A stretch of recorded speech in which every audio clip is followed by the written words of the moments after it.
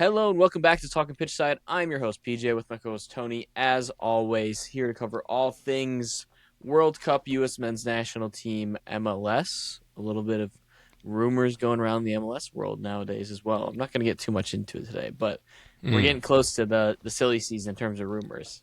Santi Jimenez to Orlando City. I don't know if you saw that. That's for the I know that sickos was out slipped there. under my radar. That would Yeah. be a crazy one, but Yep. let's get into the World Cup here before anything else, Tony. We're going to cover U.S. Men's National Team after we just go over some of these group stage games that have been going on the past couple of days. It is games every day, and it's beautiful. I haven't gotten sick of it yet. It is just so enjoyable to know, like, during your workday, you can just flip on a game and there's something going on. Overall, since we last recorded, Tony, not a ton of upsets have occurred in this. We had one day where it was like star Like, power just yeah, showed out upside more than down. anything, Yeah. which we'll get into. And then we had the Portugal upset, in my opinion, which was the biggest of them all, that they couldn't get that second goal across the line. But let's start there, Tony. I want to start with the star power on Tuesday, and it was something to behold there because going into it, you're being told Mbappe, Holland, Messi are all playing in the same day. Like, how can this fill up to the expectations? And it shattered the expectations. Every Yeah. single game, one guy topped the other. It felt like, and it started with France and Senegal, very heated rivalry. Of course, so much history. A lot of those French players could play for Senegal. Same goes the other way. Just a lot of connections there. And the first half is brutal for France. Brutal for France. Like, it looked horrible at times, and they just felt like that they were like just coasting through it to a degree because they're that good, which I get.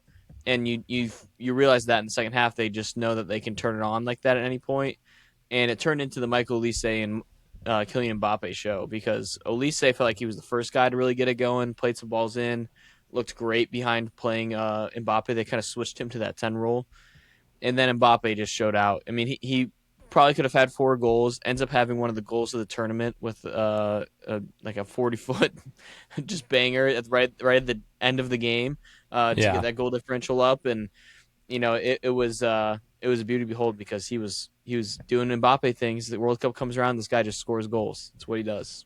It's I mean, straight up, he's already, how old is he now? 26, At 5, 5? Yeah, 6. like, and this is his third World Cup already, which is crazy to talk about that way, but he's shown up for every single one. He's specifically been really good at this.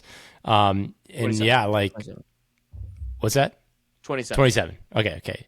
All right, wow. All right. Dang. I felt like his career just started like yesterday. Like it was like he just joined Real But then you Madrid say like it's his third last World Cup, week. and you're like, okay, it makes sense that And he's yeah, 27 at correct. least. Yeah. Yeah, it's like okay. But no, I mean France looked good. Obviously their style of play is going to be like a control and regroup type style of play. They're going to try and break you down and recycle. And I think that you saw that, like you mentioned, was the slow start in some of their numbers where they basically split possession 50-50 for a team that wants to be on the ball the whole time. And so, eventually they got it going. It's one of those things that we've seen with a couple other big teams and can tend to be a theme where this first group stage game, especially, a lot of the Giants tend to kind of coast a little bit, not go full throttle. And like in some ways you can't blame them. They're trying to protect themselves, not get injured, all those things. But it can sometimes bite you, as we've seen on a few results. We'll talk about a few more. But France overcame that and truly showed their true colors as the better team. And I think Mm-hmm. it sends a heat check to everybody because, putting 3-1 up on Senegal while not really trying, I think is pretty scary result for the rest of the teams in this Yeah. competition. Well, you feel for Senegal because that back line and Mendy were doing wonders for the first like 60 minutes of this game. And you couple that. So whenever Senegal's a good team. They're not like Cape Verde or the Congo getting the results that they did. But when you're a team, even though Senegal's really good, they were heavy uh, uh, underdogs in this game. You've got to finish the clean cut chances that you have. Like that. That's just like that's how David beats Goliath. Is you have Mm-hmm. to, when you get the chance, you've got to hit it. In the first half, they hit the post. It hands off Magnan's back heel and like 9 times out of 10 that probably just goes back in the net, and this one just ricocheted to Just the didn't. side and Yeah. went away. And then Ismaili Sarr right before half has a wide open net on across the box, and he skies it over the net. It was at that moment when I was watching, like you watch France have the first half they did, and then you see that as like the last kick of the first half, and as a fan, you're just going, you knew what was going to happen. Like you knew Mbappe was going to go and get one, and Yeah. that Senegal just missed their best two chances in the game. And they end up getting one late, and it doesn't really matter. It doesn't really matter in the end, but that's just like to take down teams like France, you've got to hit early on those chances. Like you can't just like miss on those, and that's what killed them in the end. By the way, not to cut you off, Mexico Korea is playing right now. Bicycle goal line clearance for Mexico. So Oh, for Mexico. yeah, Ooh. yeah. Sorry. I just got all the monitors up today, and Yes, we were it's recording live during the scatterbrained. Mexico game. Yeah, yeah. Yes, yes. And then Tony, next game that happens before we get into the big one in the end, Holland gets his World Cup debut for Norway. Norway, the first time in the World Cup since 1998, I believe. So good on them. 28 years in the making. And Holland does what Holland does, man. They were favored against Iraq and they delivered. He gets the first goal in like the most Holland way, just like a train just going right down the middle. It's just you got to serve him a ball and he's going to get to it. And then the second one he scores is like you just can't play a lazy ball against a guy like Holland when he's pressing that way.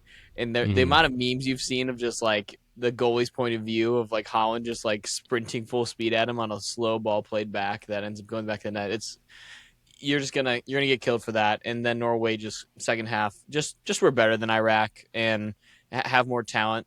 It's so funny looking at this Norway team because if you were to look at their front like five, Tony, like attacking Oh, it's players, you're like insane. elite. Like Yeah, you're like these are guys that are all in the Premier League, all playing really well right now, all doing these things. And then like it's like the bottom half is like their defense. You're like I barely know any of these guys, so it's correct. so lopsided. Any game with Norway, like that's the scary team to play. It's because they're going to get 10 chances a game, but they're also going to allow 10 chances a game. So it's just what come down who's finishing the most. And it helps when you're Norway and you have Holland on the front end of your team there. So Yeah. they're going to sneaky team that I think could go a few rounds here in the knockout stage if they catch some fire. So they're going to be fun to watch. And then to cap it off really quick, and I think this is the one me and you want to talk about the most, MLS player Lionel Messi, Yeah. 39 years old, hat trick in the World Cup. I mean, I saw like the clips. Like, there's the famous line at not last World Cup, but the World Cup before. You see the line of the announcer after France and Mbappe's first World Cup takes down Argentina to knock him out of the tournament. He goes, the announcer goes, Messi will be 35 in the next World Cup. I gotta imagine this is the last international appearance we've seen Yeah. of Messi. Uh, before he retires, and now he's gone on to win another World Cup, coming back for another World Cup after that, scoring a hat trick. The fact that this guy is 39 and they're still running their offense through him, and to an elite level is remarkable. I mean, the ball from Rodrigo de Paul to him on the first goal, all MLS glory right there. So Yeah, I was all of about the to MLS say. faithfuls out there, this was a beauty to watch, and you see him just put it in the top corner. The keeper didn't have the best performance, I will say. Zidane's son, by the way, Zinedine Yes. Zidane's son playing goalkeeper. So it wasn't like the prettiest performance by the keeper, but that's what Messi does. If you make a mistake, he's going to kill you for it, and that's what he did in the first two goals, and he gets the third late, and it's remarkable to still watch this guy play. You've got to imagine the MLS front office across the league was just pumped to Oh, see that this field guy's day. doing this. Like, Yes. this is what part of the investment they made in Messi was the home World Cup. He's going to be playing in America. Like, that was part of it. So there's probably a sneaky part of them. They're like, of course we want America to win, but that's not going to happen. So the next best thing for the MLS is probably Messi and Argentina to win it again. So we'll, I'm sure they'll keep an eye on it, but I mean, I want to hear your 2 cents. It's just, you have no more words. It's Right. ridiculous. Yeah, I mean, well, going back to Norway just for a second first. They're a team that I think is going to be so fun to watch because of what we talked about, the lopsidedness, and that's going to be their Achilles heel with maybe this group, maybe not. the Senegal Norway game is going to be box office Mm-hmm. when those two play. But the thing that you got to be careful about Norway is it feels like if you can survive that first half, just get to 0-0. Not only is their front five is fantastic, but you're not going to recognize a name beyond that, including the bench. And so as soon as things start wearing down, as soon as subs start coming in, that's when you'll really see Norway's Hey, depth don't tested. disrespect Oscar Bob like that. Come Uh, on, Watch me. Fulham player Oscar Bob. Come on, Yeah, okay. former Manchester City Um, player. but you know what I'm okay, so maybe you'll recognize some players and it may not be for the best reasons, or the current glory reasons. So all that to say, like I think that's going to be a trend to watch with Norway is like stinging first and then like clinging on at later. I mean, once they play other opponents. I mean, they gave Iraq. I mean, they had three big chances. They were only able to capitalize on one. So if Iraq's been able to do that against Norway, it's going to be interesting to see what these following games look like. And then moving on to Argentina. I mean, the Messi effect is so real right now. You have to think too, like we talk about like what the World Cup is going to do for the sport here, and the way that like we're watching Magic with Messi score a hat trick in this game, which is just unbelievable. And then you can get to say, actually, he's going to be playing in our backyard, in August, in September, in October. Mm-hmm. Like he's staying, he's still here. Like you want as an MLS neutral, you want MLS success at this tournament. And like that's why it's fun to kind of hype it up and see like some guys that used to be in MLS and moved on to other leagues or playing in MLS right now and getting these moments and shining like on the biggest stage, because I think it has really like shown how small the gaps are in all the leagues. Yes, the big five are the big five, but how far behind is MLS? And it's like there's some times where you're looking at this and you're saying like this dude's in MLS and like for example Peter Musa scoring against England. I'm jumping ahead a little bit here, but like uh, hello, like I mean Starting for he's Croatia. yeah, correct. Like so it's like that kind of stuff is really exciting to see as a U.S. men's national team MLS combo podcast.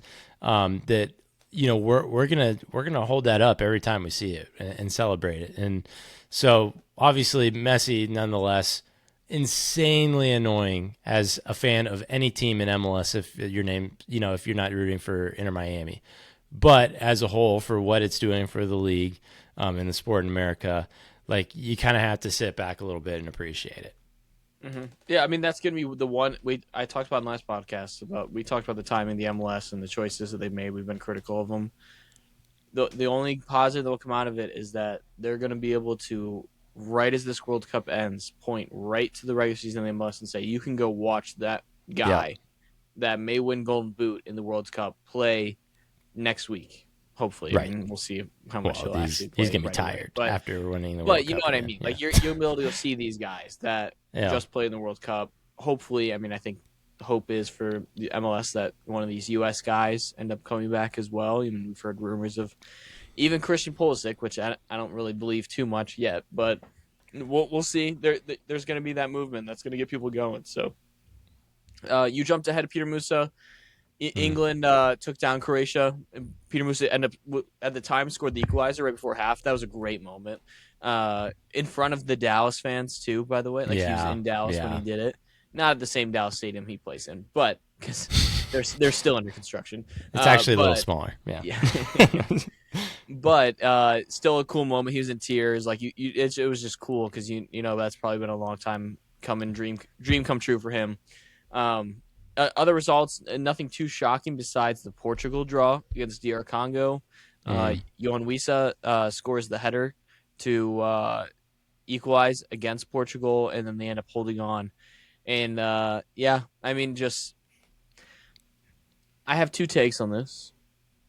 I think that Portugal were not aggressive enough at times. Like they felt like were very casual. Like I think everyone's instant reaction is go for CR7, which I get. Like I don't think he should be starting for them either anymore. But I don't know if he was really the problem in this game because it didn't even feel like they were forcing it to him. Like he didn't have many chances. Like it was two chances that he put a little wide, and there wasn't like the best chances in the world. they took forever to get Bruno Fernandes involved in this game, who is just came off the highest assist total ever in the Premier League like history. Like that guy wasn't touching the ball, and I know João Neves and Vitinha are. I mean, they just won the Champions League with PSG. They looked fine, but it felt like they were really comfortable with each other and had a hard time getting other people involved at times in this one. And I don't know. I think I'm more critical. Like people are in a dog CR7. I'm sure if Ramos is in there, it looks better to a degree. But I feel like I'm just more critical of the coaching and like the decisions of like how they were running their offense. Like, because I've seen worse Portugal performances where it felt way more forced to CR7 than what that looked like. Like that looked like it was disconnected completely. Like there was just no connection at times in this game.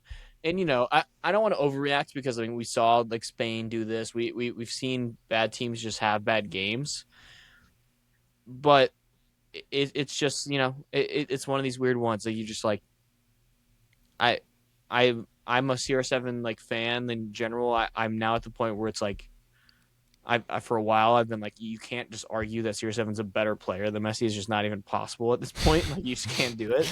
It's over. Yeah. But like it just felt more than a CR7 issue. I like I said, I think if Ramos was in there, maybe it does look different. It didn't when he came in the game. Like he was in there, it didn't look much different, and it didn't really help anything. So that's where I'm just like have this feeling of, like I don't really know how to fix that. And Portugal, I mean, just won the Nations League, so it's not like they're incapable of Mm-hmm. winning a tournament. Like they took down Spain and won the Nations League. Like that was an achievement.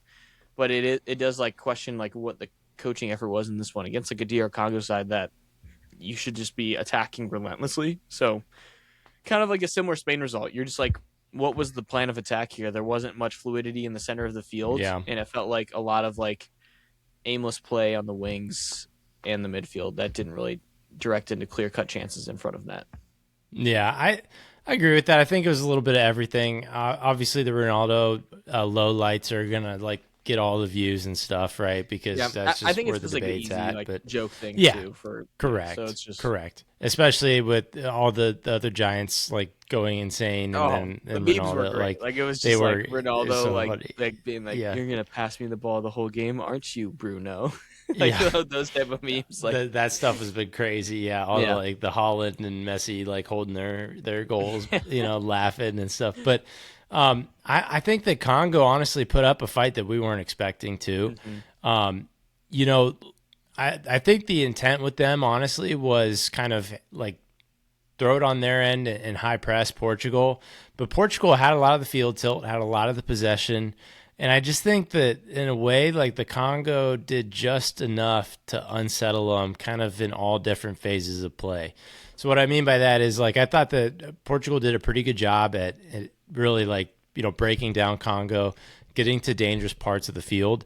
However, I just don't feel like it was enough for them to kind of, and like you said, I think it looked disconnected, but enough for them to really pick up their head and like kind of find their identity and how they wanted to break down Congo's defense. And it just kind of left this kind of discombobulation. Now, do I think that Ronaldo and a lot of his choices helped with that? No. But I also think that you could argue that with most of those Portuguese players on the day. So I think it's kind of several things can be true. I think Ronaldo had a bad game. I don't know if he should be starting or not. That part I don't feel really qualified to debate, to be honest. But with what he had, he was not great, and that hmm happens. Like players have bad games. There's been games where Messi doesn't score. Ronaldo had 3 shots, zero point 0.5 xG. Every single one was off target. Like that needs to be better, especially if like your team is putting faith in you as a 41-year-old, right? That's got to be better. hmm And then there are the times where he was a little bit selfish, took the shot instead of laying off the pass, whatever. Again, if you're 41 years old, you have to have that leadership. I think you have to have the leadership thing because there's just no way you're going to play every single minute in this tournament. hmm Like you have to be able to rise up this next generation behind you. And that's the part that's gotten interesting and almost kind of sad in a way was like seeing these Portuguese fans like getting mad at Ronaldo and being like, what are we doing here? Like that is a really complex thing to tell this guy he's going to have to sit on the bench because of it's freaking Ronaldo. Like we don't need to talk about that. Like so it's a really interesting dynamic that they've brought into the tournament here after this first game.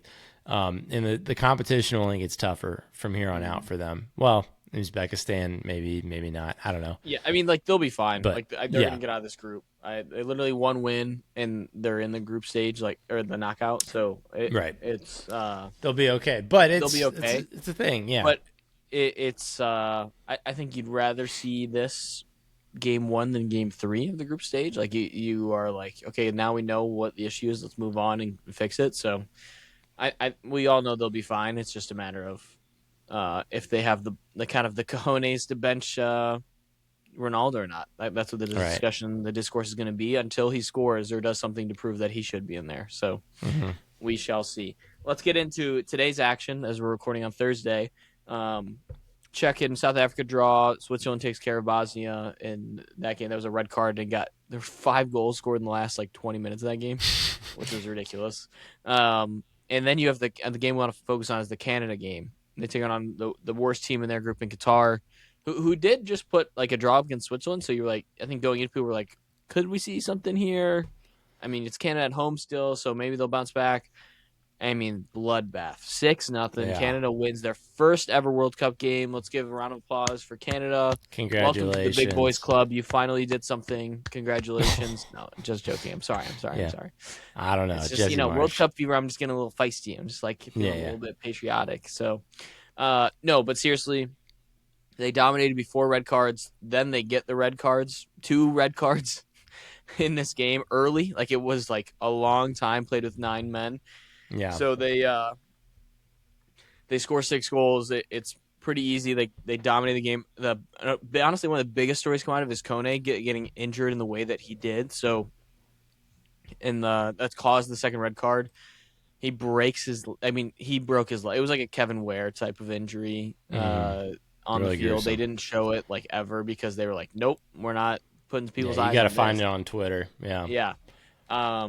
So he clean cut broke his leg, and they end up scoring goal, putting his jersey up as a celebration and doing all that.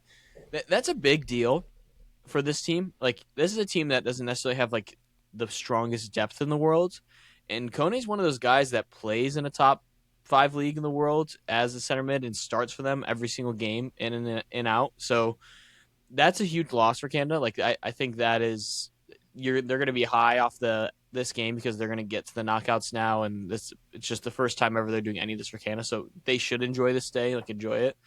But I think that injury is one of the biggest outcomes of this game because I think that's something that could really hurt them in the knockouts, not having that just machine in the middle of the field that Kone is for them. So great for Canada. I actually am like a little bit happy for them. Like I'm glad they got that monkey off their back, that they don't have to have that anymore. Jesse Marsh continues to be a dork in my eyes, so I'm not happy about that. But Yeah. we'll move on, and maybe we'll see a Canada USA game in the knockout. That'd be just like peak That would entertainment. be, oh my gosh, the headlines just The dripping trash talk. everywhere. Oh Oh, gosh. the trash talk before between the coaches and everything, and then also on the field. I think that would be one of the more physical games you'd ever see in a World Cup. Yeah. And we when was that? That was 2 or 3 years ago when we watched USA Canada When in they were shoving Cincinnati. Brennan Aronson off the field. Yeah. And like that was what was that? Nations League or Nations Cup or something? One of those made up ones. But I mean they were chippy in that. And that was not the World Cup. But anyways, all that to say, like, yeah, Canada, big 3 points, massive. Not necessarily winning against Qatar, but winning with a 6-goal margin is huge because that gives them a 3-goal cushion over Switzerland right now, who drop a point against Qatar, right? And now it's like, oh snap, Well, like yeah, it essentially guarantees them second place, no matter what. pretty much, unless they get lit it up, comes out, right? remember it's head to head, not goal differential for the first tiebreaker. So if Switzerland just beats them, they'll have first place in the group. Or sorry, I think I guess it's that goal wouldn't matter. differential Well, then I head guess to it wouldn't head. matter anyways. Yeah, So it's really if all the goal differential comes into play if they draw is basically what it's going to come down to. So big deal. So they just really have to draw and they win the group. Right. And even if they lose, their goal differential and head to heads make it so that they finish in second. So like Right. Canada's getting out of the group. They're getting out of this group because of how everything's played out. They're Correct. going to be in good shape. So Yeah. um, Unless it is Bosnia drops a touchdown on Qatar, then it's like, yeah, yeah, they're gonna. So which at this you point never know. I Yeah, we almost just saw it. So it's true. uh, but congrats Canada, great for them, and we will see them in the knockouts, which is just it's cool to see the host nation. It's gonna be a good chance we're gonna see all three host nations get out of their group and move on. So that's a big deal, and I think Yeah, that's a good representation of CONCACAF in general if that happens. So very good. Yeah. okay, well Tony, let's do what we're all anticipating, which is preview this USA game, and I'm nervous and excited all at the same time. You know, this game, I I don't know if I don't think in the tournament people had it circled very much. Like this was like I think this game when I came into the tournament was probably my least anticipated of all three matchups because I think Paraguay being the first game, we knew we had to get off on the right foot against them. Like that, you got to start your group in that way, and it was like that's a big deal. After that, everyone just said over and over, Turkey's might be the best team in this group. It's the best team we're going to face out of this group. So I think the Australia storyline was third, and like coming into the World Cup. Now after this week leading up, and after Australia beating Turkey, this game has become like the game of the group now because whoever comes out the victory in this game is basically going to have first place on like almost a silver platter for them, like to win the group.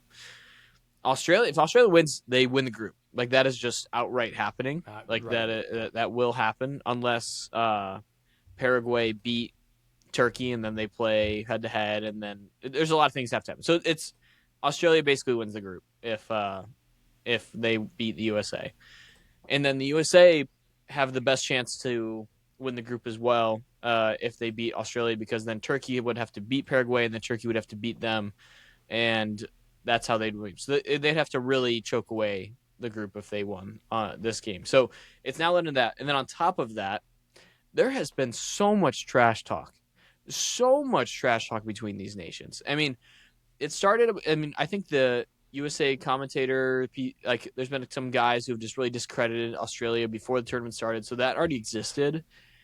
And then now USA won the way they did, and I think people are getting a little like even more like bigger heads about like what we're gonna Yeah. do to Australia, and the Aussies are sick of it.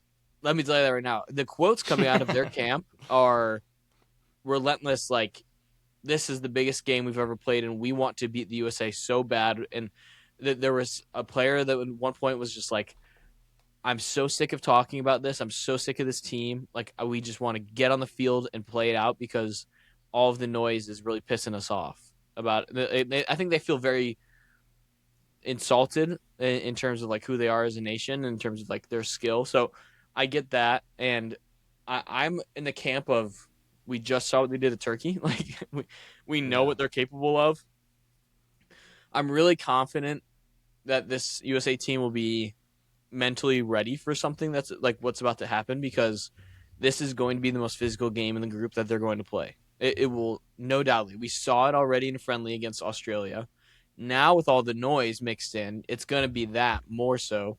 Like, you don't be shocked if you're an American and you see Christian Pulisic, especially coming off an injury. If he starts this game, get upended in the first 3 minutes of this game. Like that. Mm-hmm. That is something that probably will happen for them to try and send a message and say we're going to push you guys around. And what I hope if that does happen is someone sends the message right back that they're going to be up for the fight. So I think it's going to be a really scrappy game, and that's Australia. That's what they want to do. They want to get us uncomfortable, and they want to park the bus, and they want to counter us. So I think it's going to be super fun to watch, because I think it's going to be a very physical, close game. I don't think anyone's blowing anybody out in this game, and I'm hopeful that USA does get it done, because I think our talent will just get us across the line, and I think Poch will have the guys ready physically on top of that. Yeah, I mean, obviously the big question's Pulisic, right? We've seen that he's basically been questionable all week, whether he'll be available or not.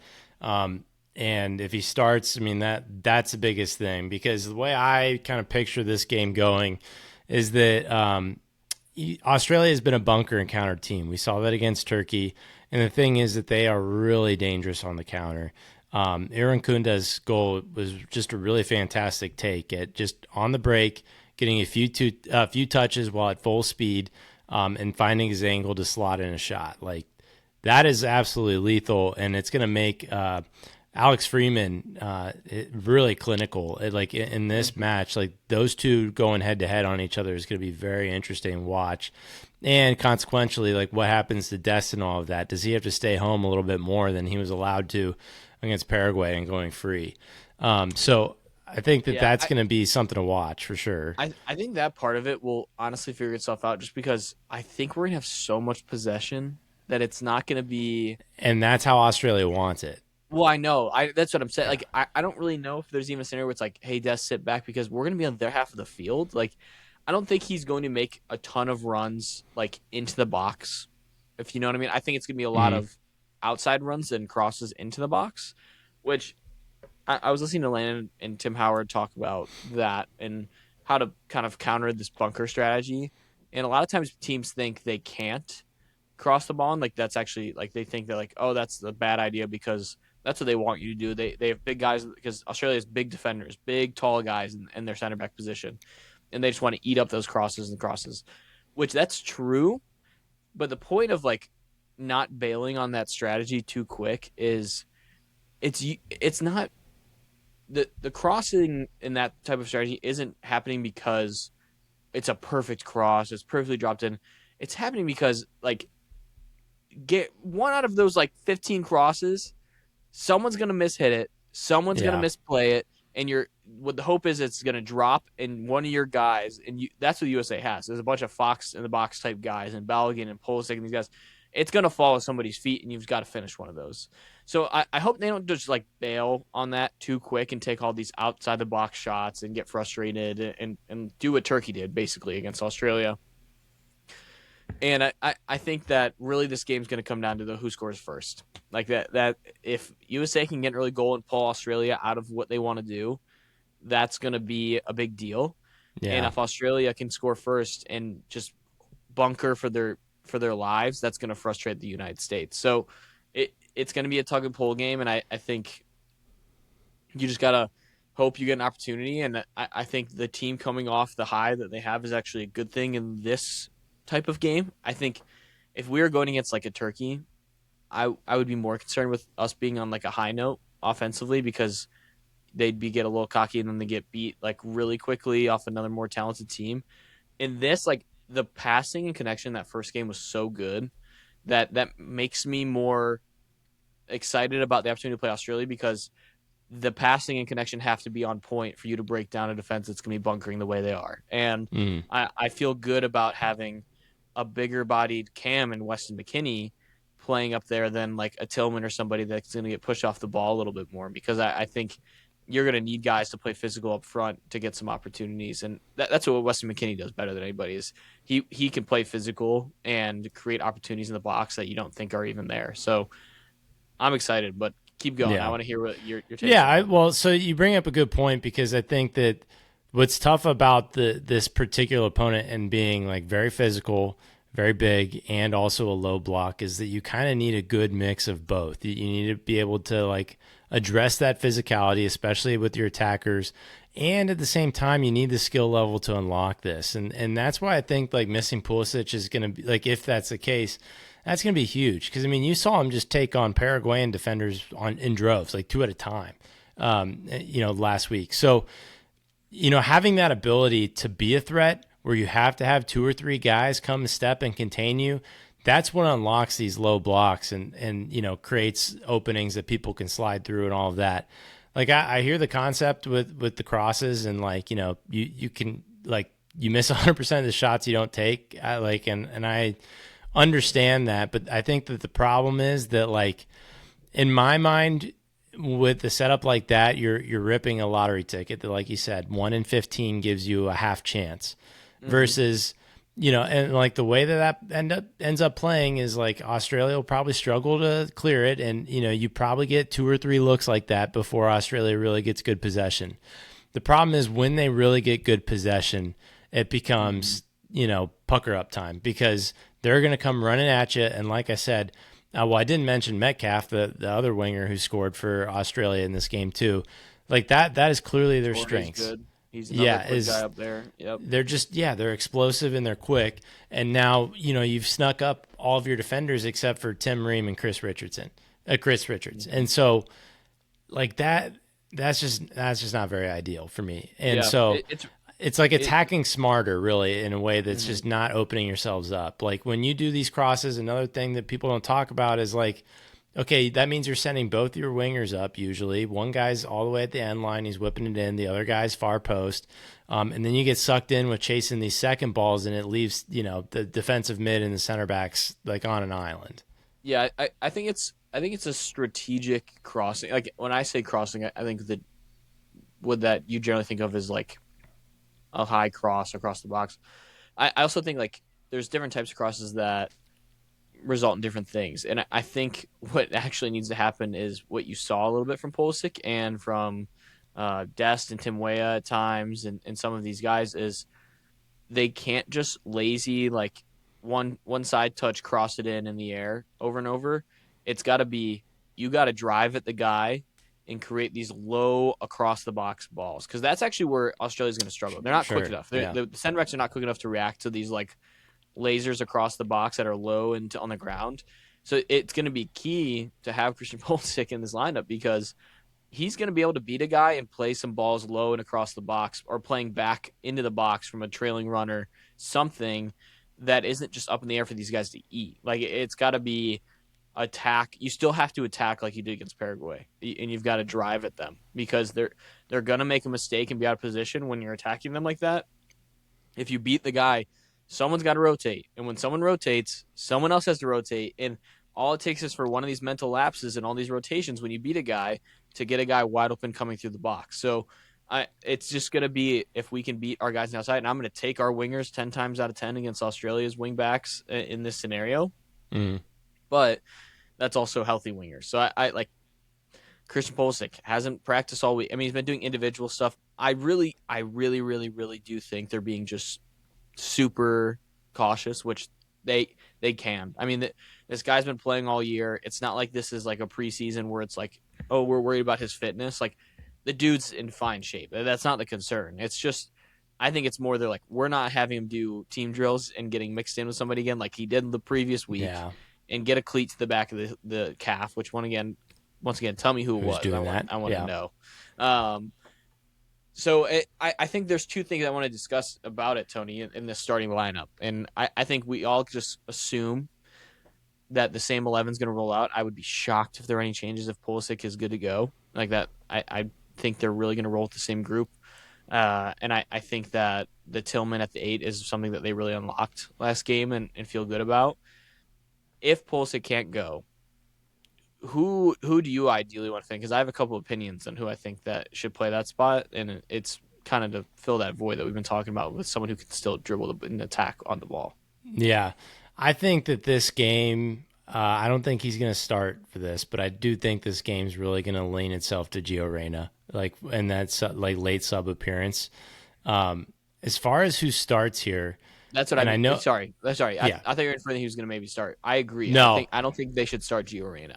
they should I don't think not. that But I'm just saying, like, this could be a perfect game for Gio, like late if this a thing's locked thousand up. percent when we're You know, chasing a goal. Yep. correct.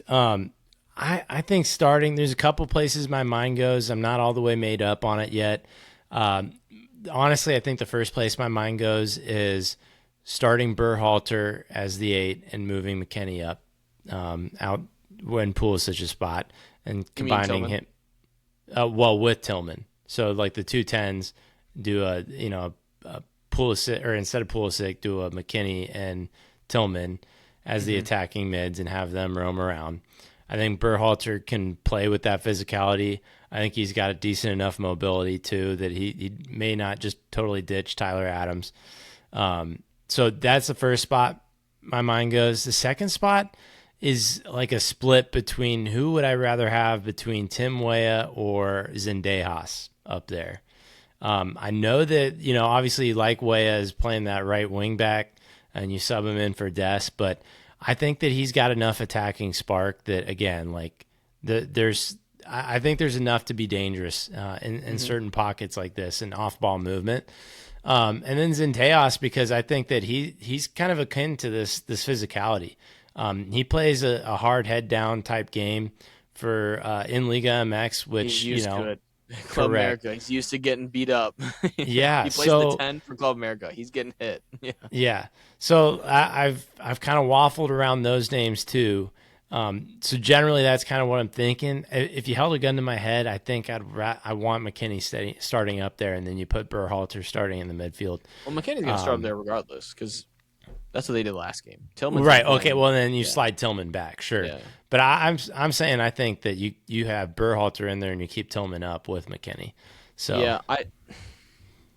I think if you had me guess what Poch will do, that's what he'll do. Like, I think he's comfortable with that.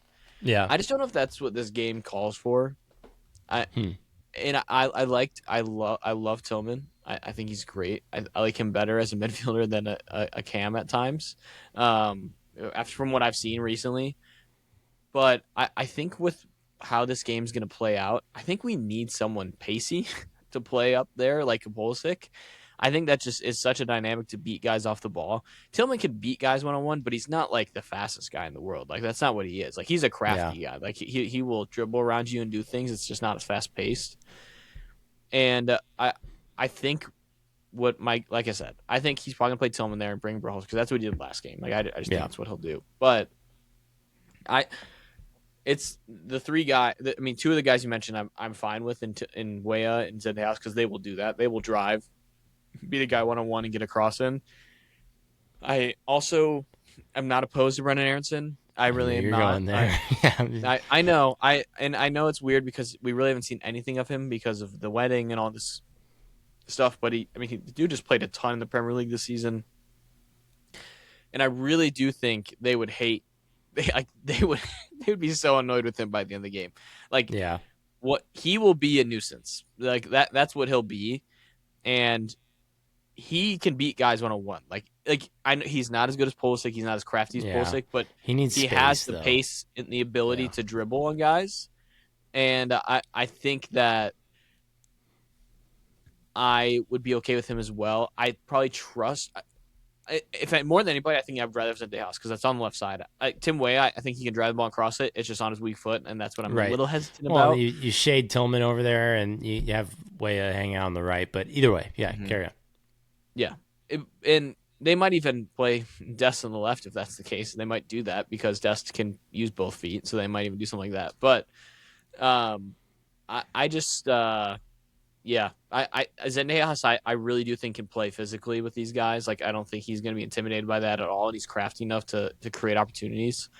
Um, the reality is, all three of these guys are a significant drop off from Christian Pulisic starting on your left wing, in my opinion. Like none of them, that's none of their natural positions besides maybe Brendan Aronson, and that is just like a risk that you don't want to play in a game that you need excellence in finishing up top to beat a bunkering team like you do. You need guys that when they get their one opportunity, they're going to take it. And none of those guys instill confidence in me that they're just going to like take it in this big of a moment. When I'm confident Christian Pulisic can. Like he's done it before in plenty of Yeah. scenarios. So I really would love to see him play. I really do think he's going to play. Like I think they're just being super precautious, holding cards against their chest because they don't want to give Australia any more information than they need. And like even like there's a quote I want to pull it up really quick. I think Tom Boger tweeted out not too long ago about Pochettino about him. Um, let's see here. Uh, oh, that's gonna kill me. But it basically was he's fine, like he's doing good. They're gonna evaluate him before the game just to make sure Yeah. that he's good to go. But all sources are like pointing towards that he'll be good. Um, no, I don't have it anywhere. Whatever. But it was along those lines of like he's doing well, he's progressing. We're gonna evaluate him before the game starts. So I also just like, I'll be honest. I think Christian Pulisic isn't stupid. I think he knows the backlash that's gonna it's gonna come on him if he doesn't play this game. Like, Yeah. I think this is the type of tournament where he can make a living for the rest of his life, like tenfold, if he is like the guy here. It can be the most marketable person in the United States in soccer, which if he's not already, like he's probably telling him just put whatever you need to put in my body to make sure I'm good to go for this game.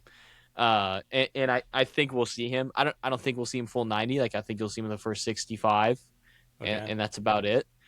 And honestly, this is where like the week off and the four quarters now in these games really benefits this scenario. Like for him to have those two breaks in the middle of each half now with dealing with this injury is so important for him just to rehydrate. So because calf injuries are so odd where the strains like it you cramp easier, you get all these things that go wrong with your calf when this is all happening, and the fact that he can like make sure he's like heavily rehydrating in each of these breaks and make sure he's good for another 25 minutes, like all jokes aside, like it's benefiting a lot of the older players in this tournament. Like that's Yeah. what this hydration break is doing, or guys that are dealing with injuries. So it will be interesting to see how that plays into it. But I guess prediction wise, let's get into it a little bit because I do Mhm. want to hear what you think. I think it's gonna be a really like it's not gonna be easy. Like it's gonna be painful for the U.S. to get goals, and it's gonna be all about the first one. If they can get the first one, especially early, I think the floodgates could open in a game like this, kind of like Paraguay. Like they wanted to do the same thing against the U.S. And once you see those teams allow a goal, it gets a little hard because they're not confident going up top and controlling the possession. So I'm gonna go 2-0. I think they get a goal. I don't think there's a goal in the first half. In my mind, this is like all goals in the second half type game. Like it's going to be physical, especially in the first half, and it's going to be hard fought. And I think the U.S. will dominate possession. It's going to look like that, and they're going to do enough to hold off Australia. And I think that's going to result in like a 60 to 70th minute goal, and then maybe one to cap it off at the end, kind of like they did the other night. So that's my official prediction. I don't. I am confident, and that's what scares me. As I'm confident that they are talented enough and coming off that last win to continue momentum. Especially, we haven't even touched on this. That Seattle crowd is going to be fucking bananas. Like it is going to be nuts. They have not had a U.S. men's national team game there in a long time, and because they haven't always had grass on their field in the NFL stadium, and now they do, so they can have a game like this, Mhm. and that crowd is used to 12 to 1 p.m. kickoffs over there on that side of the world for football. And like they're known to be like the 12th man, and that is like a one of the soccer pockets in America is Seattle. Like that crowd is going to be all United States besides that little Australia pocket, and I think you're going to hear them, and that's just another factor which can carry this team momentum wise. When you get a goal, it's just you can start pouring it on like you saw in the Canada game. You've seen Mexico in their first game. So in the United States in their first game, like that's this kind of stuff that can happen when you're a host station. Yeah, I mean, this stadium's known for being loud. Like it specifically catches in noise. It's going to be really, like, I think really epic how loud it's going to be. That being said, I think that this is going to be one of those frustrating games to watch. I think that if you look at it from Australia's perspective, even if they do go down that first goal, I don't think there's any reason for them to leave the bunker. They're holding on to that 3 points. And if there's a situation where there's a winner out of the Paraguay Turkey game, they need to hold on to the tiebreaker there. You know, obviously, if it's Turkey, then that helps some for them if it falls to head to head. But I just think that it doesn't become something that they need to pop out of their shell unless it becomes a 2 goal deficit, which just seems not really possible for me if they're really bunkered in like that for 90 minutes. So I think that this is going to be one of those like really grueling, probably 1-0 games. But this is going to have to be a game like that. Clean sheet is going to be the first clean sheet for a long time for the U.S. You Mm-hmm. know what I mean? So that comes at that's a tall order. Matt Freese is going to have to make some saves. There's going to be some scary moments when Australia breaks free. Probably a tactical yellow or two, even, which I hate to say when Tyler Adams is going to be the first guy you see when something like that happens.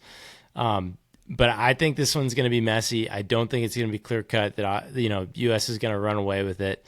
I think Paraguay particularly just did not look very good as a defensive unit. I mean, I think it was the second or third goal. Like you can watch the tape, and it's like five guys were maybe defending. The rest were already Mm-hmm. walking. So like all of that to say, Australia played like a unit against Turkey. It's part of the reason that they prevailed. Is that they frustrated Turkey enough that Arda Güler was just firing off 25 shots. I mean, he was looking like Gabriel Peck out there, just trying to hit that one curler outside the box and play hero ball.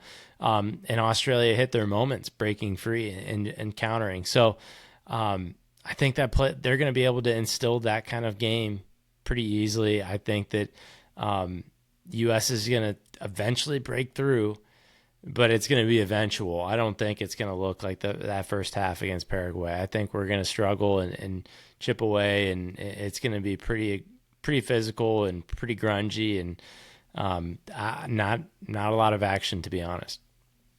Yeah, we've talked about a lot from a U.S. perspective. I'm also interested in the idea, like it's definitely going through the Australia players' minds. If they win this game, they will win the group essentially. Yeah. And I'm interested to know how if that affects their style of play, like on the field, if they like come out Mm. further than they normally would because they're like, oh, we can get a goal. If we get the win, like And we're go gonna, we're for gonna it. get Yeah. this. Because I think emotionally that could play into this, where they just like have mental lapses like that because they want to beat us so bad so they can win the group, and it not only just beat us because I don't think they particularly like us, but also too, like I think it's probably more so they just want to win the group, and this is like their clear cut best chance to do so, and I Paraguay is a pretty good chance too, but we yeah, would but I'm have saying to, like yeah, if you win this game, it's like right, it's you control your destiny basically.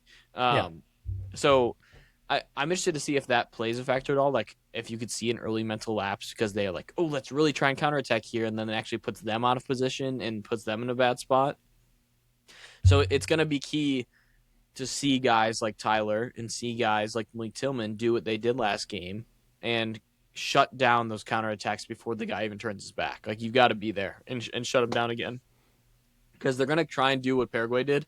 Formation wise, is going to look a little different, but that's essentially what they're trying to do. It's like they're trying to sustain and break. So I think Paraguay was a good like appetizer to feel like what you're going to get against Australia, but it's going to be a lot more down the wings now than more centrally, like you saw with Paraguay. So that's where you're going to have to see Alex Freeman, Anthony Robinson, Serginho Dest, Tim Ream, like some of these guys get out there and make some defensive plays on the wings because it's going to have to be a type of game where they're okay with that and they have to be ready for that counterattack of them coming flying down the wings. But I I like our predictions. I think we're on the same page. I think I'm confident, but it's like a cautious confident. It's like Yeah. because I think if we do win, I'm gonna be in some dangerous levels of delusion. Like Eh, it's gonna be Patriotism, you mean? Yeah. this Tuesday Yeah. episode. If we win, ooh, Lights out. ooh, I'm thinking like win it all if we win this game. So How's that? all jokes aside, we love it. Like we said, we are live recording during Mexico South Korea. That game is tied at half, so I haven't watched a lick of it, and I will after we get off here. But it seems like South Korea's maybe had the better chances so far. A little bit. Yeah. Oh, it Mexico looks like had a a pretty couple boring looks game, too. honestly. Yeah, I mean, I've kept it on the corner of my eye, and there's not been much that's made me kind of turn my head. Hey, If I'm this being, this is playing into Korea's hands because that Mexico crowd will start to turn on their own players and whistle at them if they aren't doing anything. So yeah, that'll be interesting. But okay, well, official predictions. We both got USA winning. Both got them moving on. We have a great weekend of games coming up here around the game number 2 in the group stage, which I can't believe it's only we're just yeah, we're like starting a that. Like, third there's through. so much Yeah, more to go. So it after this week, we'll have a lot more clarity of scenarios of knockouts, like how what the results of the last game will affect things like that. So we'll get into that because we like to be delusional and start talking about those things. But with that being said, we appreciate you guys tuning in. Go USA! Tony and I will actually be together for this one. We weren't for the first game, so blame Tony if we lose because he was not watching the first game. He was listening to it. So that would be if a we really don't win this unfortunate game, I'm jinx. putting you in a dark room with a radio at the next Yeah, one. I was gonna say that'd be real unfortunate if I have to listen to the rest of the games after this. Yeah. We win the World Cup. Tony never watched a single Yeah, I minute of didn't see a, it. yeah, I didn't see a single picture of it. Yeah, just Okay, well, devastating. we appreciate you guys, and we will see you guys on Tuesday with the USA recap. See ya.